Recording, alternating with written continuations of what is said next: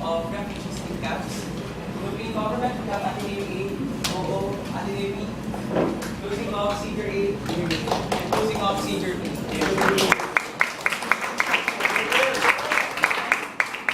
Start the debate. Call on the Prime Minister in advance of the regards to statement.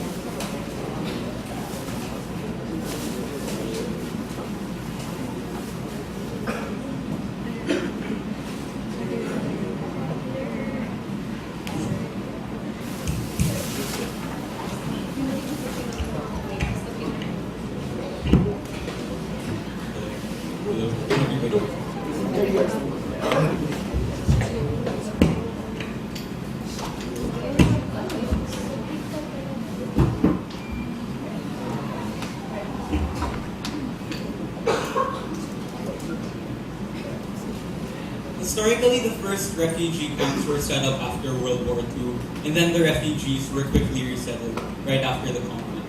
Today, Mr. Speaker, it is believed that the same thing can apply, but we think that this is no longer the case. If we take a look at the reasons for displacement, like war, like famine, like discrimination, we think these are things that are firstly very difficult to resolve in the status quo, and secondly, conflicts that were dragged along. So we think that the rationale and the belief that these refugee camps can become temporary settlements for these people simply doesn't stand anymore.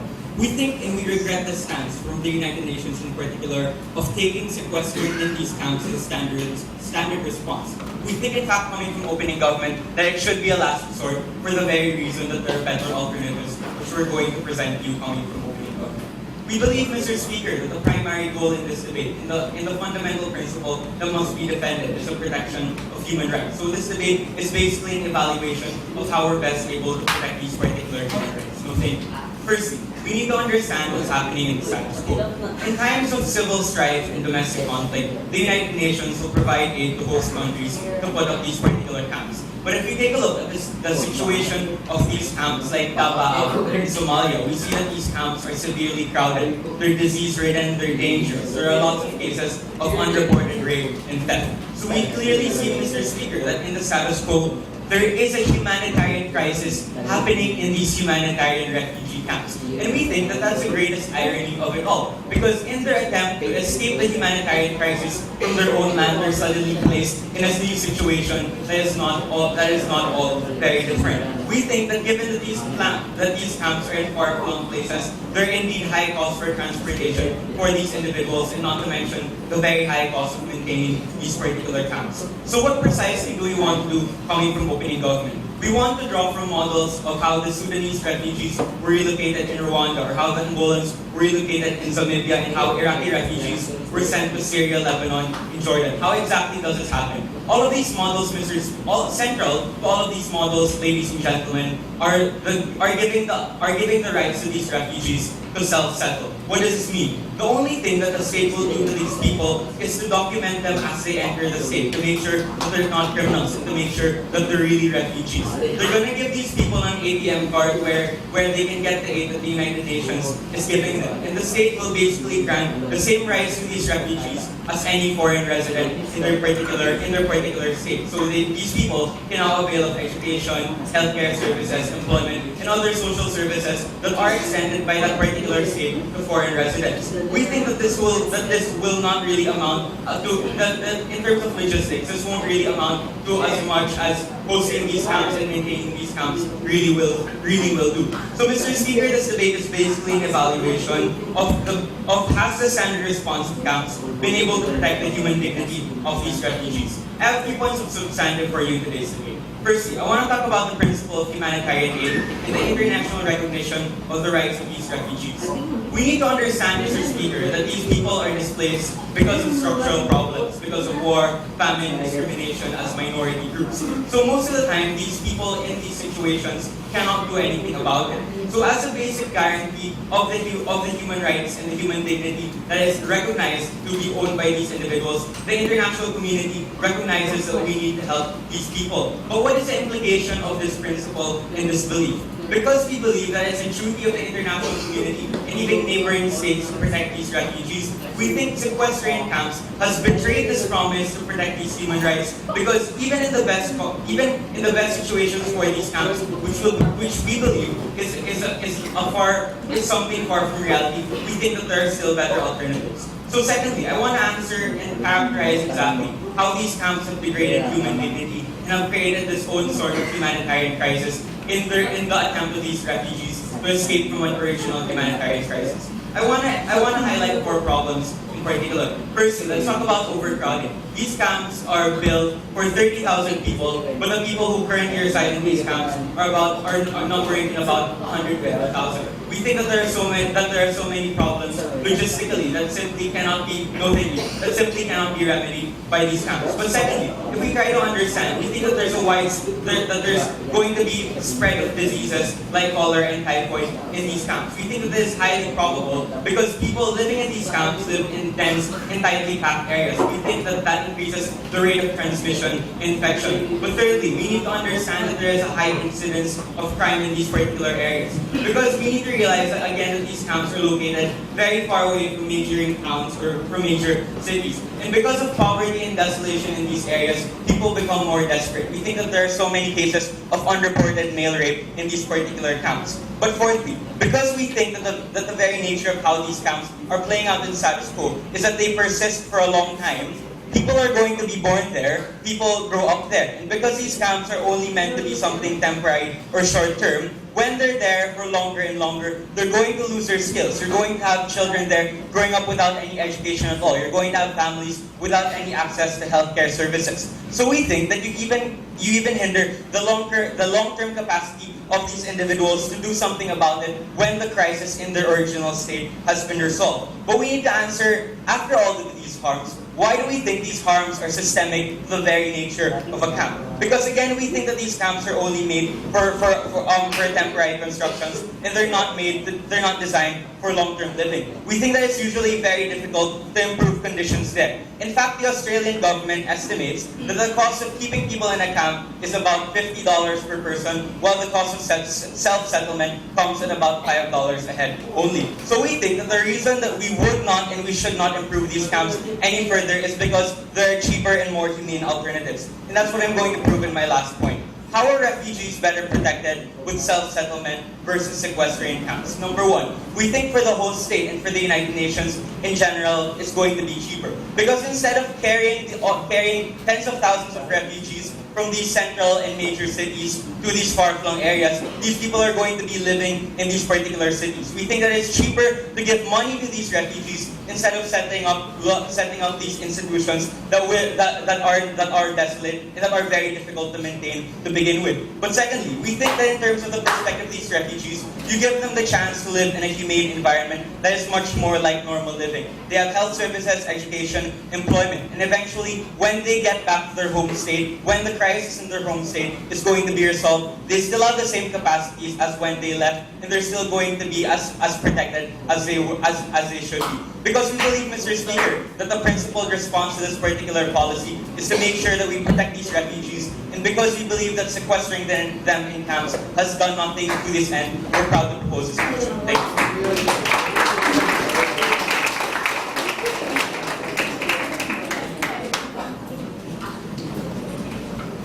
Prime Minister, that's all about the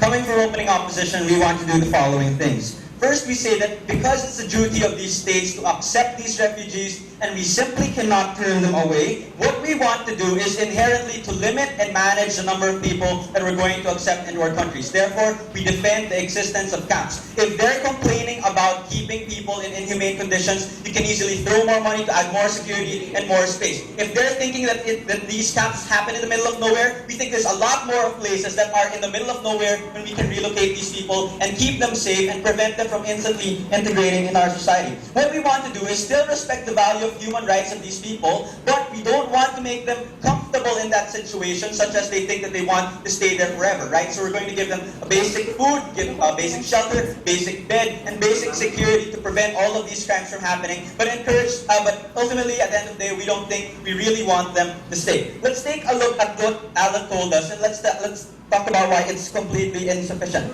First thing he tells us is that, the UN provides aid, but people necessarily are harmed. And then he goes on to enumerate a list of harms that happen within these camps. But first of all, these harms are not intrinsic to the camps themselves. We think these harms can also happen outside the camp when you force them to self-relocate into communities where God knows where these people are gonna end up. But let's rebut these examples one by one. First thing he tells us is overcrowded. I already addressed that. But the problem is, to what he's saying then implicitly, is he wants to allow 100,000 people instantly enter your country without keeping them in a place where the state can detain them first, because that's the point of camps anyway. A temporary detention while we can screen you and make sure that you are not a criminal and that your crisis really is a humanitarian one and not one of illegal immigration. So we think on our level, we still protect security, and we protect the security of the individual and the state, because we don't just let 100,000 people run loose within our borders. Second thing he tells us that, because these areas are far from, people get desperate to look for jobs and things like that. One, that's exactly the point, because we don't think that these people, since we haven't checked them and verified yet, are even qualified to go anywhere near our citizens, the first people whom we have to protect in the first place. So we say, sit down, I'll address that later. We tell you that, one, we're still going to apprehend anyone who commits crime. Secondly, we say it wasn't going to be a comfortable situation in the first place. And these people ultimately have to choose. If you think running away from the camp and going back to your home country is worth it, and do you think that staying there is only going to lead you to life of crime, we say you're completely free to go. But the promise that we offer you is that once we screen you and you are indeed a good person, is that you can integrate within our society, something that's better monitored and done on our side. But next thing they tell us is that, there are costs, right? It costs $50, it costs only $50. These camps are necessarily expensive. But we say this is not true. Please sit down. We say it doesn't cost that much, because if you take a look at the breakdown of it, it costs $50. We say $30 of it necessarily goes to them directly, because it goes to their food, it goes to their sustenance, and all of these things. These things are not unnecessary costs that we're trying to bring up. The danger of their prop, as I've already said, is one, in your haste to screen 100,000 people immediately, you run the risk of allowing people who are not necessarily upstanding citizens, people without legitimate claims inside your country, and instant access to all your resources, and instant threats to the people of your country. We're not saying all refugees are criminals, but we say we'd rather make sure first that these people are not that bad. What we want to do, coming from opening opposition, I'm going to argue to you why camps are, although we don't think they're exactly, paradise, but we think it's the best option we have. I'm going to talk to you about why it's legitimate for the state, please sit down to do this, why the camps are better off at screening and making sure these people are qualified, and why it changes the calculus of refugees coming into our country when they make sure they know who's boss. Sit down. Alright, first argument on how camps are our best option. Because we say necessarily these places are enclosed communities where these people are being monitored, or these people are being watched. We say we provide for their basic needs and their basic rights. We think it's legitimate for them to exist because as the state is obliged to accept them and may not, eject people from their country, we say the state has to prioritize what it can do with the people they have. And we say the priorities are this, that we prevent the number of refugees from coming, that's one, and we do that by telling them that, it's just basic stuff here, nothing really great, so this is not supposed to be this is not supposed to be a permanent arrangement. Two, how we meet a minimum standard of care, as I've already said. And three, how we best settle their issues. The problem with, with self-relocation is that because aside from the haste, is that you cannot control where these people are going to go. You cannot control what these people are going to do. And we think you best mitigate that when you keep them in a place where you know you can mandatorily screen them. And you have to take into consideration here that while it's not a best arrangement, we have to weigh between the right of the state, the right of these individuals who are refugees, and the rights of its own people. And we say you balance that best when you allow the state to distribute services at the best quality that it can, while admitting the people of the best quality from these refugees, and making sure that the citizens, their own citizens, are not harmed by a massive influx of people whom they don't know who could potentially be dangerous. Please sit down.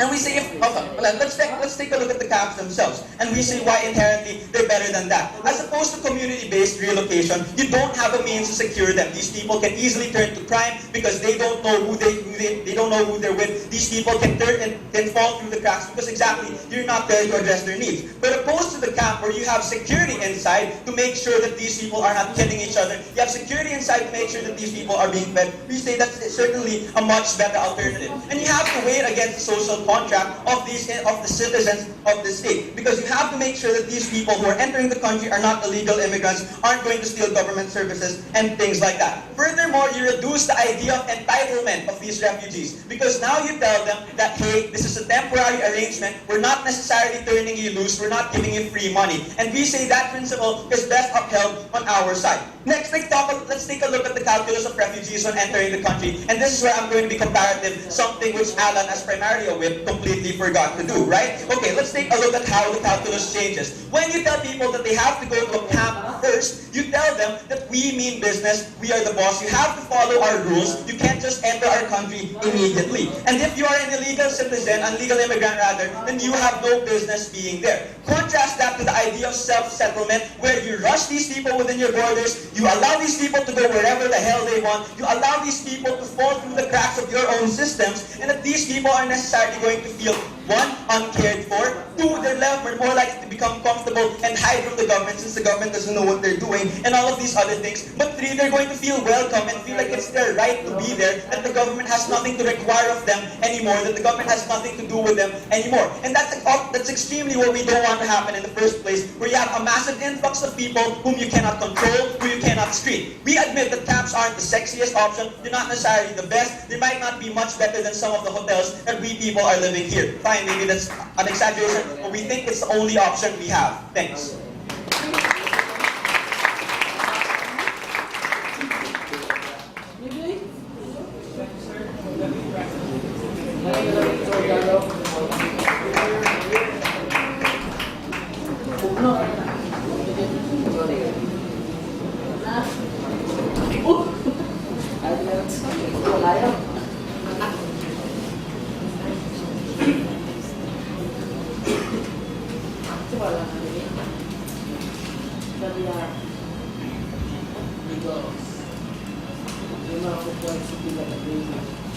Ladies and gentlemen, what we need to understand, first and foremost, is that the model we're proposing is not something completely new. This is something that we've already applied to Iraqi refugees coming from Iraq, and we've sent them to Syria, Lebanon, and Jordan. And the reason we're even proposing this to begin with is because for most UN studies, they found these situations to be successful ones, where people live in much better conditions and people live much better lives. The problem is, we do agree, ladies and gentlemen, that we have limited resources and we can only accept a limited number of refugees. The question is not about taking in more refugees just because we're allowing them to stay within communities. It's about where we can guarantee them better situations of living. Because just because we're letting them in our communities and letting them live there does not mean we're accepting A, more refugees, and B, doesn't mean we're just going to let them in just after regular checkups. I mean, the same application for refugee status still stands, right? We make sure you're not a criminal, we make sure you're not doing anything illegal, we make sure you're really fleeing from some type of persecution. So we don't necessarily think that's an issue. The question here really is which model provides them better access. So we need to understand, right, if their model costs $50 per head to keep them sequestered in camps,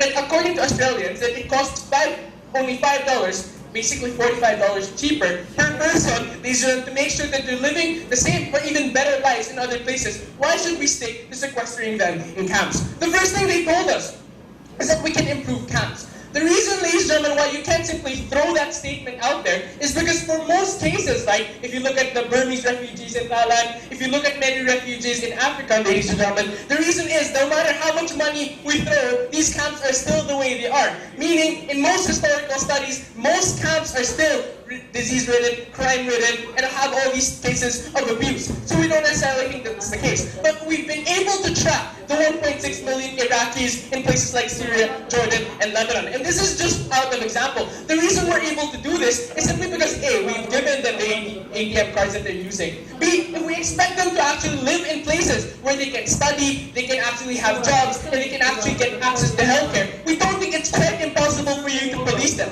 We think it's in fact more expensive for you to create an entirely new police or military force to safeguard, a camp of 120,000 refugees. We think it's simply better to distribute these people among a larger population of millions of people in your home country, within cities, within towns, where you can actually monitor them already. So we don't necessarily think that's a problem. Then the next thing he said was that, people have the right, to basically deny them of services. We agree with that. That's never really was the debate. What we're talking about is that when you accept the same number of refugees for the same amount of resources, where can we better take care of them? And we told you that the answer was not camps. Before I go on, yes. Walter, you can't expect them to prevent an abusive situation. Obviously, all those things that you promised are going to be granted to them later on when they pass the screening. You have to tell us why this preliminary detention should not stand. Ladies and gentlemen, it's not the preliminary detention that we want to impose, right? We're talking about camps, right? Because after the preliminary detention, the question is, do you send them to stay sequestered in camps for many years, or do you allow them to live with your own citizens in towns and cities? The thing you needed to prove, ladies and gentlemen, was how we could make camps better. And no matter how much money we throw into it, somehow things will get better. And you need to actually prove us case studies where that's the case. Two things I want to talk about. First and foremost, we're going to argue in our case that even if many of these refugees do end up staying in their countries for long periods of time, which is also the case anyway when you're talking about camps, right? That's the reason why a lot of Burmese refugees are still in Thailand after they've been displaced many years ago. We still think they actually contribute more to your society than you would otherwise within these camps. Second, we think camps actually make them more dependent and make them more dependent and less productive. And I'm going to talk about this vis-a-vis the alternative model. First then, what do refugees do? The first thing, and if you look at it in a macroeconomic scale, is basically that refugees increase the demand for goods and services, right? That's simple consumer economics, right? If you're talking about, for example, the 120,000 refugees from the Pacific Islands that have gone to Australia, they've been able to raise this consumption by 800 million for the economy in Australia. We think the simple case is that if you're living within communities, right, and you're looking for jobs, you're there, you actually become part of the economy. And then even if you're not paying, even if you're not getting as much, for example, from the government, because you're only entitled to certain benefits as foreign residents, you're still able to contribute much, right? And more importantly, in these particular cases, ladies and gentlemen, you actually make them less dependent on the government. Because if you're in camps, you're not working, you're not being productive. These people are not doing anything to make sure that something is happening. In this particular scenario, ladies and gentlemen, in exchange for the services we give you, you're actually productive and you're contributing something to the economy. But before I go on to my last point, yes? Walter, eventually, of course, they're going to get out. The model was never to permanently keep these people there. If you listen to Alan's intro, right, in most situations, this has been a fiction. In World War II, after the war, we were immediately able to send most of these refugees back to their countries. In situations today, such as in Burma, or in Kenya, or in Uganda, right, most of these refugees stay there for long periods of time and years. You need to be able to address that reality. That's why this was never entirely a proposal debate. It was an evaluation of the status quo. That's why we regret particularly the sequestering of refugees in these camps. We need to be able to address that. So lastly, then, we think is the simple analysis of why this model is better. Because we need to compare, right? First and foremost, all the benefits that we've provided to you. The first thing is that we enshrine and protect their human rights better. And more importantly, we probably do that even if, and necessarily, at the end of the debate, you can't monitor all of them, and you can't make sure that all of them do go back to their home country. We think they're still being productive citizens. This is the case, in fact, for most illegal immigrants, right? There's always all these excuses made about illegal immigrants, that they're not paying taxes, that they're not actually contributing to the economy. That those things are normally false, right? These people are actually being productive, they're actually contributing to the local economy and making things better. But more importantly, we're talking about cost effectiveness. We're talking about per head, how much money do we need to spend? Because the reality is that you will always have limited funds. This was never a debate about increasing the capacity or taking in more refugees. It was about a simple comparison of where A, we protect better the human rights, and 2, where we best able to utilize the resources of these recipient states better at the end of the day. So even, ladies and gentlemen, at the end of the day, at worst case scenario that we don't go back, we still think they're actually better off. But more importantly, that we still take care of them and we they cost less. At the best case scenario that they have, right? These people will still take years before they're able to return and cost us a lot more money and cause a lot more problems. And when they do return, they're usually unable to work, they've not been educated, they've been ridden with crime, they've been abused so thoroughly. For all these reasons, ladies and gentlemen, we're extremely proud to propose.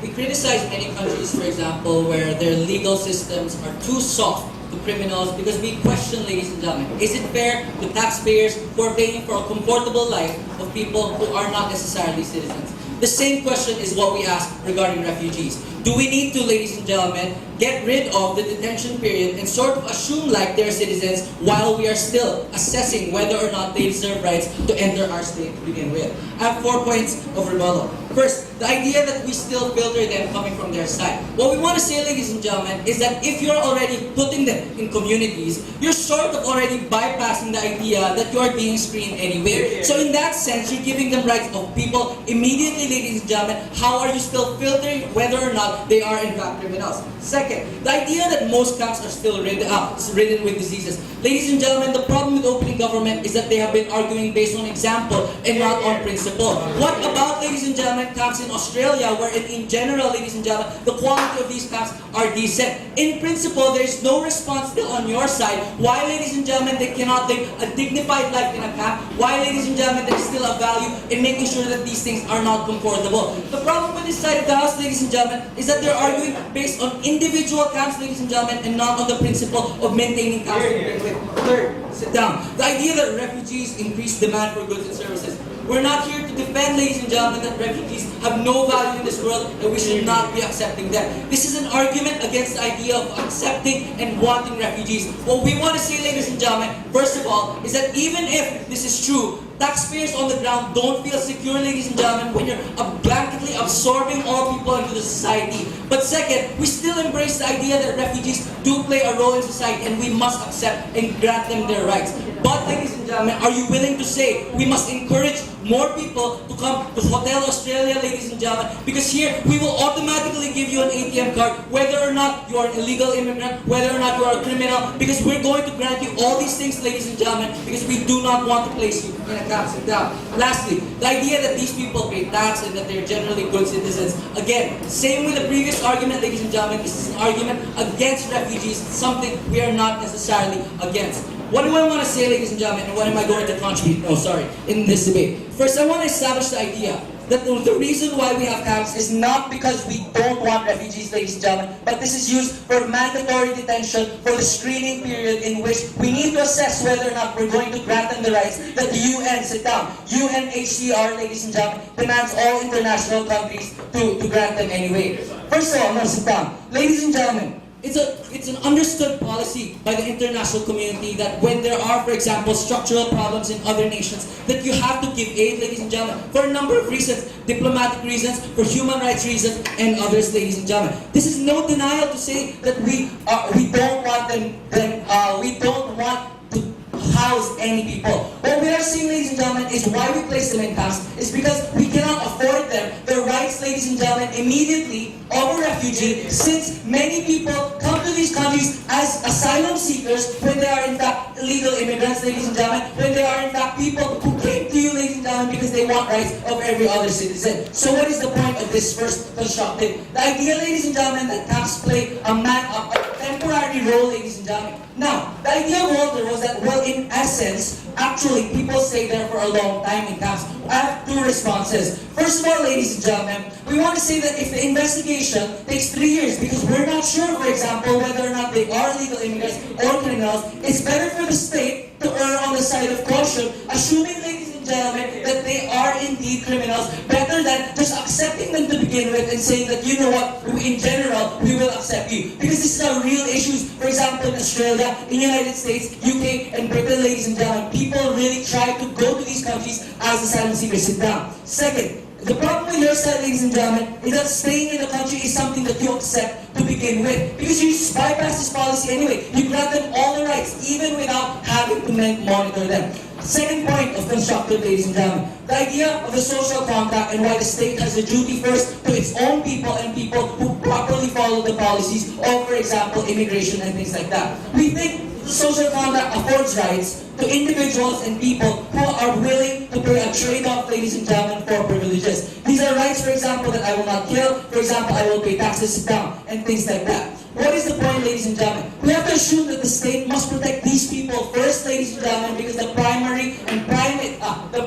responsibility of the state are to these individuals, since they are the ones, ladies and gentlemen, that are granting mandate to the state. They are the ones empowering the state and have made the state possible. Sit down. What is the problem with your policy? We want to ask the question, are all refugees really refugees? And I think, ladies and gentlemen, the analysis has been clear. It is not always the case. And in these instances, ladies and gentlemen, that's why we have policies such as camps to make sure that we are screening people properly. Sorry, sit down. What is the problem, ladies and gentlemen?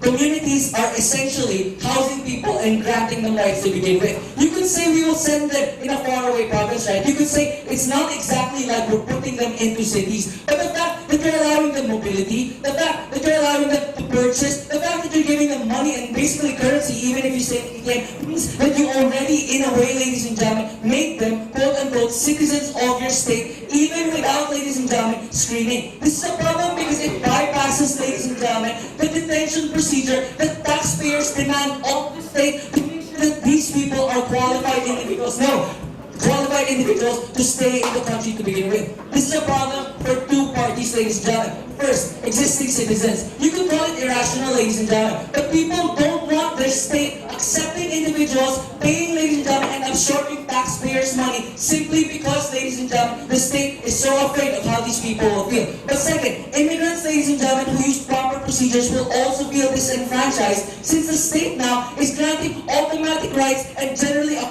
comfortable life, ladies and gentlemen, to people applied as asylum seekers, ladies and gentlemen, even if they're not. What is the point, ladies and gentlemen? And on the third idea, the idea that illegal immigrants now can just go, ladies and gentlemen, to these countries because the value of living in a community in itself is good. Their moral calculus now is lowered, or their threshold is lowered, given that going to these countries can give you a comfortable life to begin with. What is the point? We think that while we must accept refugees, the state and the people don't want an influx and a rather increase of refugees. This means that we do not have to give them, ladies and gentlemen, a good quality of life, but only a bare minimum. Under your instance, ladies and gentlemen, you're essentially making them and granting them rights that every other citizen has. And this is a problem because it increases, for example, their opportunity to come to these states. And this is not something that taxpayers want. This is not something that immigrants want, and we don't think it's fair under the social contract. Thank you very much.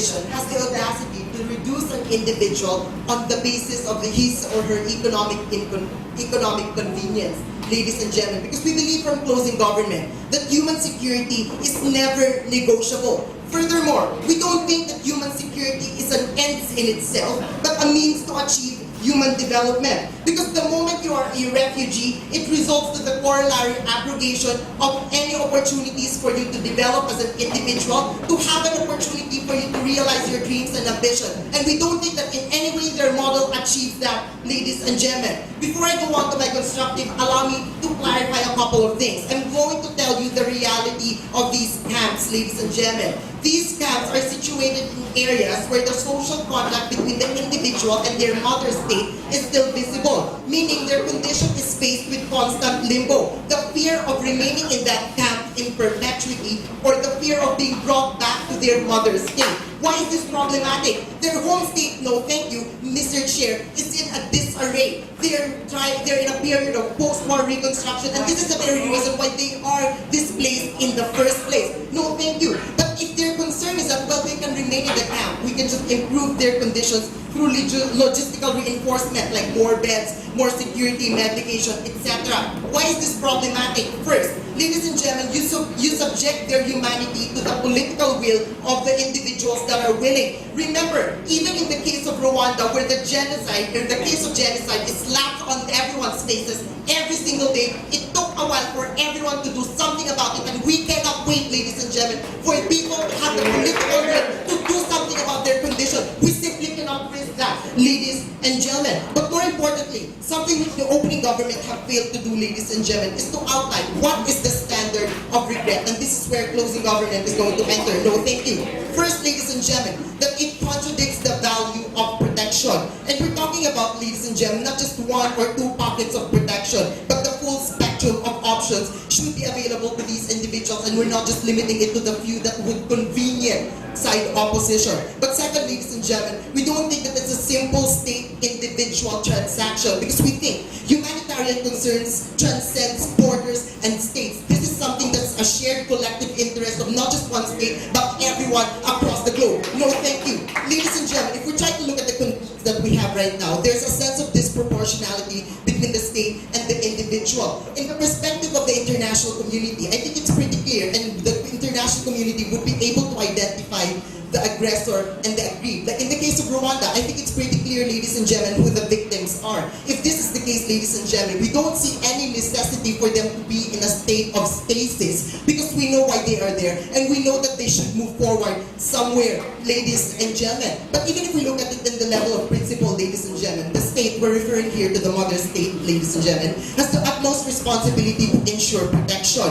Because the moment the individual is born into a state, his entity is automatically subsumed regardless of the individual's consent. Ladies and gentlemen, the individual has to give up certain liberties in order for the state to function. However, no thank you, in instances where the state is unable to ensure the protection of its citizens, the individual should have the ability to break away from that particular contract, ladies and gentlemen, and be absorbed in an environment where they can realize the value of that contract to begin with. No thank you. But on the second level, we think that individuals are in constant limbo. Because if both sides, government and opposition, agrees that the value here, ladies and gentlemen, is to make sure that these individuals have a human security. No thank you. Ladies and gentlemen, it's not simply a matter of who can provide security better, but it's also a matter of a projection of where do we move forward.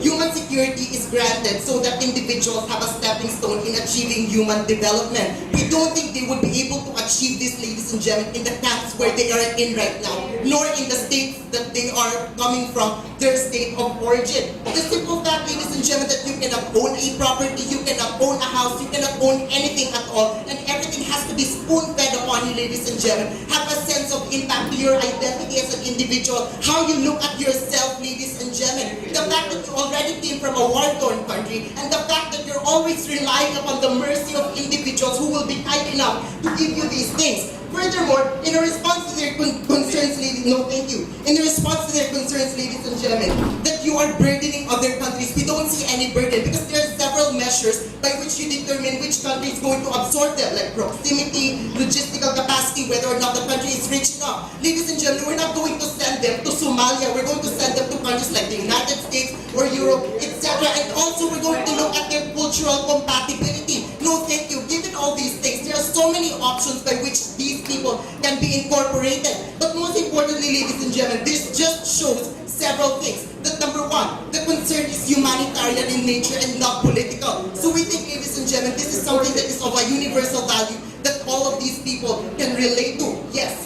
Alright, that's not mutually exclusive, because you're going to be let out anyway. You can't expect us to defend that failed model. You have to prove to us why it's okay to let even someone who might be an illegal immigrant into the country right away. Mr. Chair, the question is this: How long are they going to stay there? Until what time are they going to be in that particular situation? All these things, ladies and gentlemen, are unanswered by the opposition. You're allowing these people to dream and think that maybe in the future I'm going to be better off. But in terms of the realization of that, Mr. Chair, you have no certainty. We think that it is more certain on the model of side government. But more importantly, ladies and gentlemen, this just shows that the concern, logistical concern that they have is shared by multiple states. The burden is distributed to different actors. What does that mean? You're not limiting it to one or two states, ladies and gentlemen. You're expanding it to multiple states who have similar cultural compatibility, logistical capacity, and even proximity. All these things prove, ladies and gentlemen, why? Number one, if both teams were able to agree on the value of security, the question then is, which model provides a better security? Is it a model of security that looks at these individuals based on who can we save given the budget that we have? Or is it a model, ladies and gentlemen, that looks at the concerns that they have? We are dealing with real problems, people being displaced, families losing their loved ones, ladies and gentlemen. We have to look at them on that particular value and not on their monetary equivalent. But second of all, we don't look at security, ladies and gentlemen, based on something that we can have right now. We have to look forward. And in forwarding, ladies and gentlemen, we're able to achieve human development with a model of closing government. Thank you.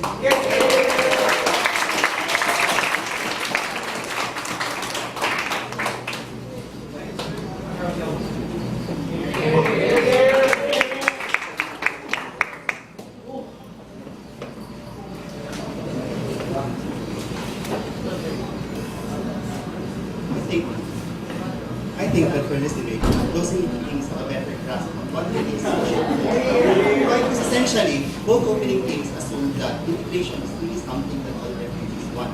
At the end of the day, the reason we say why there are refugee camps is that there are certain political instabilities that country of origin. So what does this mean? This means that as long as those political instabilities resolve, there will be no actual resolution to the refugee problem, because even if you can in fact reduce the number of refugees by integrating them, at the end of the day, there's really going to be no end to this conflict, because you could also expect refugees also coming in from those countries, or from their country of origin. So at the end of the day, what we from closing government will prove to you, rather closing opposition will prove to you, is this: that human rights is better served by allowing states themselves to have the capacity to arbitrate what for them is their best capacity to in fact allow refugees to come in. So three things for that. First is the mental calculus of the global community in terms of taking the root causes of the problem. Second is on the implication of the precedents that it sets to nations which are in fact initially willing to accept refugees. And third, to be on an analysis on how it compromises the capacity of the state to arbitrate the necessary means to protect its own citizens in terms of security and economic concerns. But before going into those levels of analysis, just a response to essentially the entire case of government side of the House. First, they say that this is workable because there is a precedence of success. My response to this is that that sort of analysis is basically value neutral, because at the end of the day, that only proves that there is in fact some refugees can in fact integrate themselves at the end of the day. But the basic assumption, the basic analysis which they fail to prove to us is that can this act of integration be replicated in a much grander and institutionalized manner which they are proposing? We say that in this aspect, no. Because this institutionalized or grand scale, this allows states essentially to select which refugees are in fact they are going to reallocate to other areas. Selection is very important because for refugees to successfully integrate, they have to have the necessary intellectual capacities, they have to have the necessary professional expertise to in fact integrate themselves to the country of destination. So that burden they simply fail. Second, that refugee consumption will in fact result in a contribution to the economy of the country of destination. At the end of the day, this is very, very false because you could only sustain that if these refugees themselves have jobs, have houses, in fact have things that most ordinary citizens in the country have. And that's something which they fail to prove to us, that those factors will be essentially something that will result in them being integrated. Third is on closing's concept that there's a question of moving forward. Again, the problem with that analysis is basically assumes that at the end of the day, they really want to move forward. But we say that most of the refugees, like the Palestinians themselves, what they want to do is to have a homeland for themselves. It's not that, because integration at the end of the day will force them to sit down, will force them at the end of the day to abandon those ideologies like a Palestinian. Now, going into my extension, yes.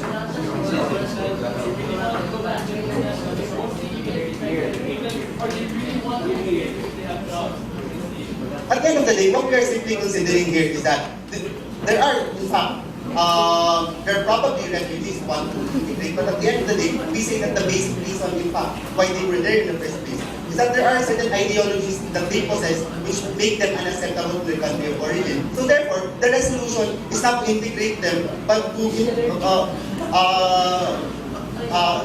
not to integrate them, but to provide for solutions to the country of origin. So basically, the extension, the mental calculus of the global community in treating the root causes of the refugee problem.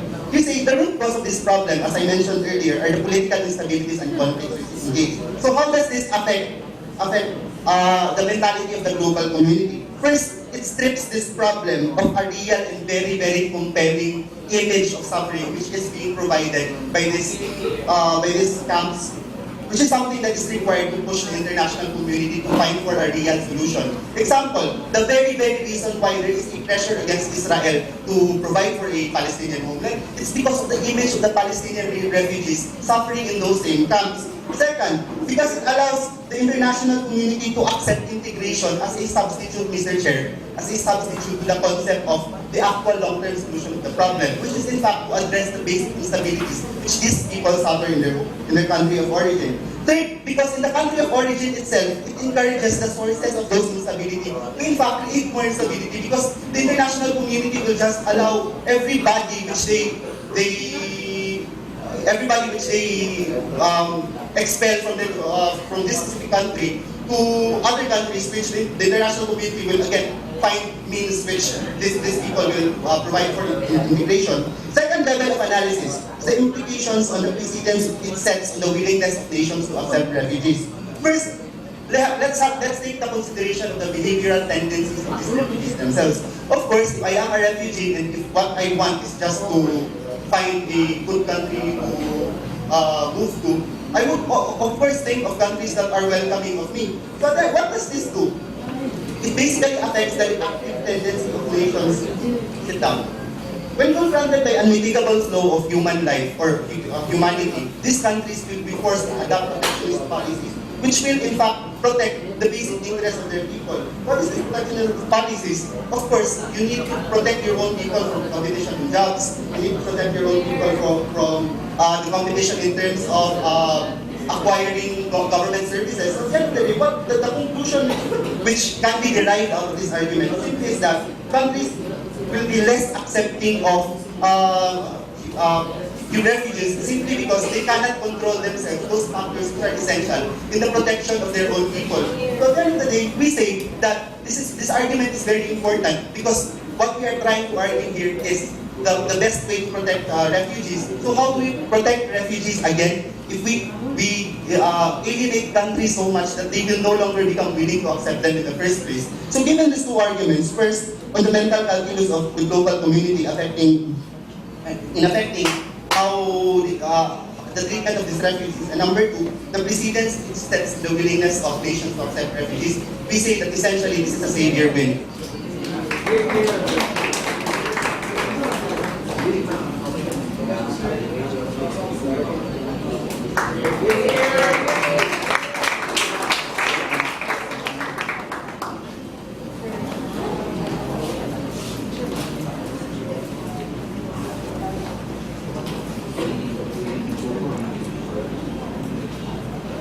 Sorry, closing opposition, but this is going how I'm going to attack this debate.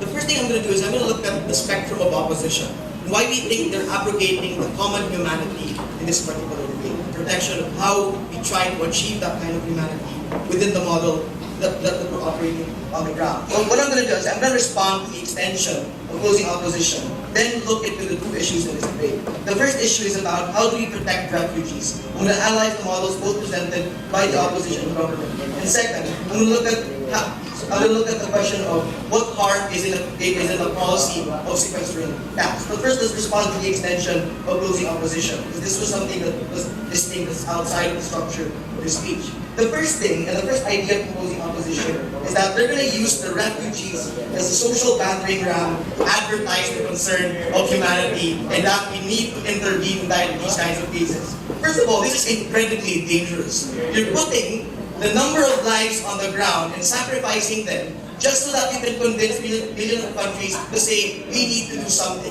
Like this was the tragedy of Rwanda. That we have to reach certain levels of critical mass because we have to intervene. We think that that's changed right now. People have already understood that when something wrong is happening on the ground, as an international community, we have an obligation to protect the people that are dying on the ground, regardless of the political convenience that we have. We don't think that this is going to be a good case to follow if closing opposition is right in this debate. But secondly, let's look at this idea of whether or not it's going to have a specific precedence to other countries. We see the bad thing also happens as well. Because as much as you try to privilege the economic calculus of these specific countries, you also set a precedence for other countries who would want to be obligated to you with their humanitarian protection to say, I will only be obligated by protection if it is convenient for my country. We don't think this is the trap that the international community should peddle in this kind of debate. Because when something wrong is happening in these specific areas where there's war, where there's famine, there's genocide, we don't think that countries should say, oops, I'm laying hands because my country also has specific problems. We think that when you agree that you have an obligation to protect, it should be something that should be absolute and something that should be demanded from people on the ground as well. So, look at the first issue. How do we protect refugees? This is the thing. Opening opposition told us that we need to do this because we need to be able to institute a policy that incapacitates the states to manage these refugees. First of all, we didn't listen to opening government's model, right? Like opening government's model talked about how everything with regards to logistics can just be simply readjusted. Like for example, the ideas of security. Like right now, we are monitoring them as they go into these camps. Like for example, Christmas Island. What we're simply doing is that we're monitoring them when they're integrated. It's much the same thing when you do for immigrants, right? Like when you are an immigrant and you suddenly have a temporary status or a visa, you are not just let go by the state. The state has records to check you out if you do something wrong. But secondly, the state does this to any kind of citizen can be belligerent as well. We're not so sure how that policy is going to create that kind of stereotype. At best, what the policy does is this. It reinforces domestic populations who hate, who increase the rhetoric of hate against all immigrants on the ground. That somebody who wants to transfer to your country is something that you should look at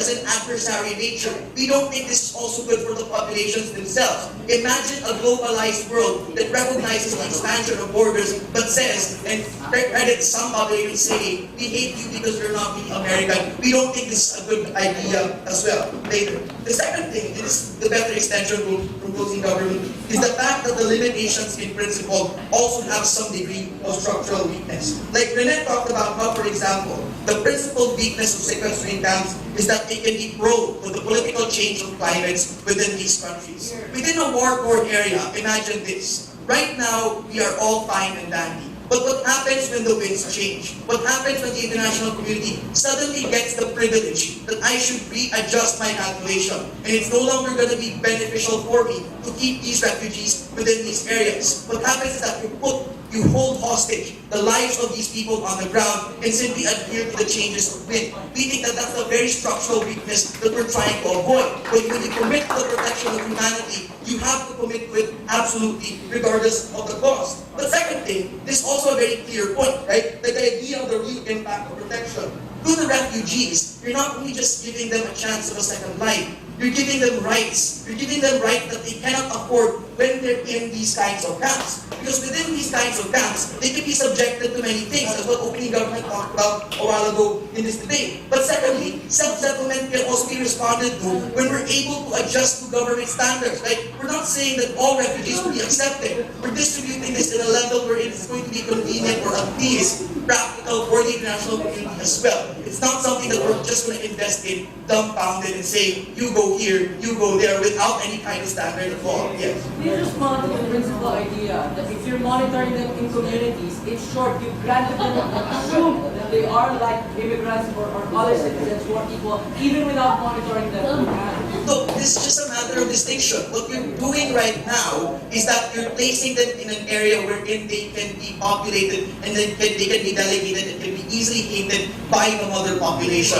We think that that's a very bad situation to be in as well. The second thing with regards to this issue is this is just temporary. We say exactly the point. The fact that it's temporary means there are harms to it. Like right now, what we're actually doing is that we're disprivileging the refugees on the ground because we're just putting them in a temporal state where anything can happen to them without any kind of long-term realization.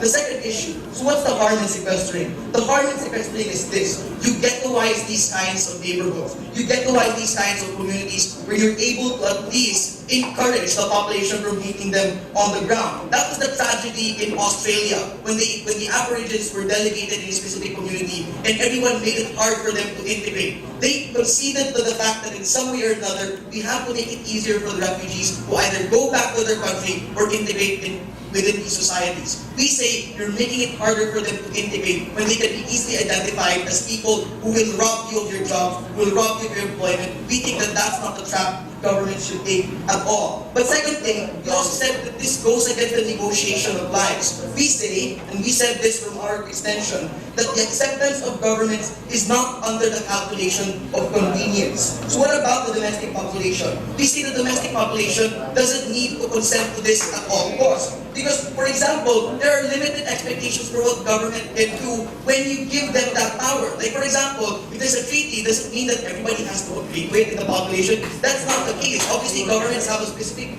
degree of mandate that can be able, that they can exercise as well. So for these reasons, we are extremely proud to propose. Arvin, go. Go Arvin. Guru Arvin.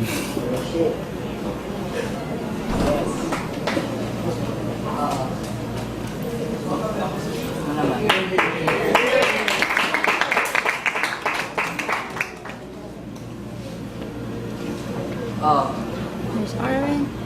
5, 4, 3, 2. Yes.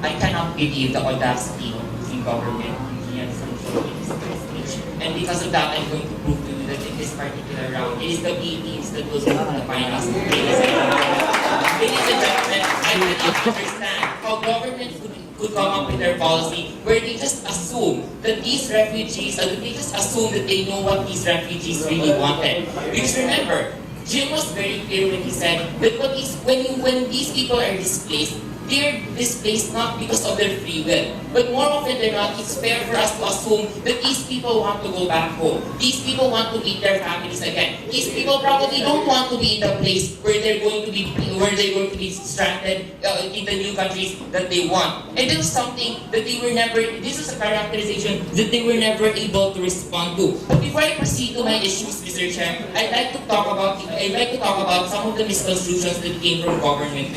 According to him, he said that we were going to basically advertise, the harassment of people that happened in these camps. That wasn't the case, because we told you that coming from closing government, we also consider the guarantee that these people will be protected in these camps.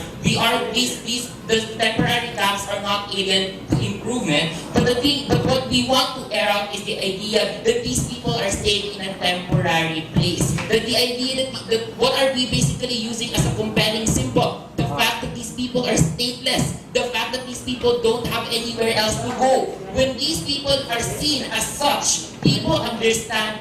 The world understands that there is a good reason why they were there, why they were displaced there to begin with. And that was the compelling reason, Mr. Chair, that is absent in government's policy. Because the moment you promise them that this is their new home, that they don't have to go anywhere else, that's already the act of displacement displacement, the concept of statelessness, the concept of separation from families is no longer there, ladies and gentlemen. But even before I haven't talked about anything yet,